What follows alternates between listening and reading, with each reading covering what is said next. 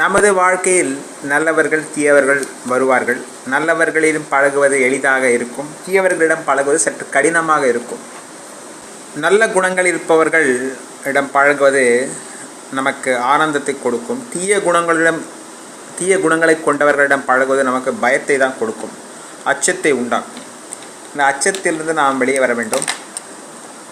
வீரமாக செயல்பட்டு அச்சத்திலிருந்து வெளியே வந்து தீயவர்களை நாம் தண்டிக்க வேண்டும், தீயவர்களை நல்வழிப்படுத்த வேண்டும். ஸோ இப்படிப்பட்ட ஒரு நச்சுத்தன்மை வாய்ந்த நபர்களிடம் நாம் எவ்வாறு செயல்படுவது, எவ்வாறு உறவு கொள்வது? தேவர்களும் அசுரர்களும் 2 நபர்களும் எப்பொழுதுமே இருப்பார்கள். அவர் இருவரும் சகோதரர்கள் என்று சொல்லப்படுகிறது. ஒரே தந்தை, ஆனால் 2 வேறு வேறு தாய்மார்கள், தேவர்கள் அசுரர்கள்.